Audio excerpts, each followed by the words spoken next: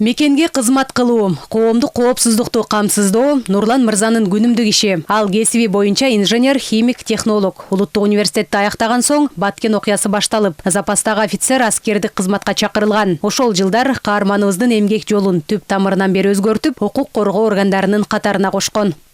Мен аскер кызматына чакырылганда командир химикалык заводдун командири болуп чакырылганда, ошол химикалык заводдун командири болуп иштедим. Химика кызматынын начальниги болуп Койташ аскер бөлүгүндө убактылуу кызмат өтөдүм. Анан ошол жерде башка кызматтарда да өтөдүм. Анан кийин ошол негедир ошол мамлекетке кызмат кылуу, ошол элдин керегине жароо мениккени ошол жерден байкалды дагы. Мен ошондон ары карай ошону тактатпастан ошону улантып кетүүнү ниет кылып ошол ички иштер органдарына тапшырып кеткем. Нурлан Исмаилов ушул тапта коомдук коопсуздук кызматында иштейт. Элдин тынчтыгын, бейпилдигин камсыз кылууга салым кошуп келет. Ички иштер органдарынын тарыхы кылым карыткан. 1924-жылы 1-ноябрда Кара-Кыргыз автономиялуу облусунун революциялык комитети Ибрай Тойчинов жетектеген административдик бөлүмдү түзгөн. Анын курамына облустук милиция башкармалыгы да кирген. Бул дата кыргыз милициясынын түзүлгөн күнү деп эсептелет.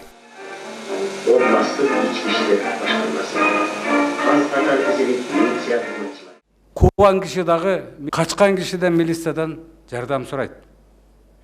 Кимисине жагарыңарды билбейсиңер. Ийгилик болсо башыңардан сылап алкыш айтабыз.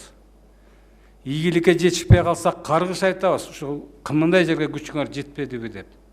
Дегеле ишиңер оңой менен элге жакпайт. Бирок ар бир адамдын жүрөгүндө жашаган кызматкерлер, адамдар силерсиңер. Дүйнө жүзүндө бир эле кызмат бар. Түз эле октарыны, куралды тикелей пайдаланган. Жана аны ыйык кылып жанын алып жүргөн. Булар милиция кызматкерлери.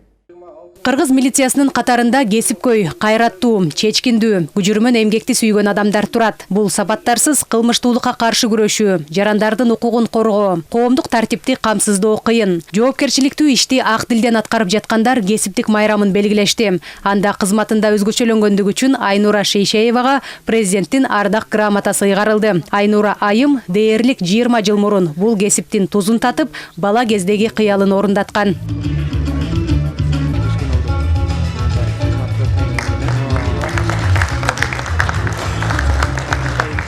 Кички кезинен эле кыялданчумун. Милиция болсом, милициянын формасын кийсем, ушундай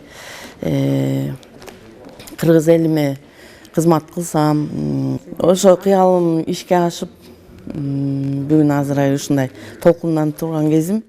Айнура айым сыяктуу кызматында өзгөчөлөнгөндөргө президенттин ардак грамотасынан тышкары энчилүү саат ыйгарылып, айрымдарга алкыш жарыяланды. Буга катар министрлер кабинетинин жогорку кеңештин атынан сыйлыктар тапшырылды. Ички иштер министрлиги заман агымынан артта калбай, санариптештирүү боюнча иштерди жүргүзүүдө.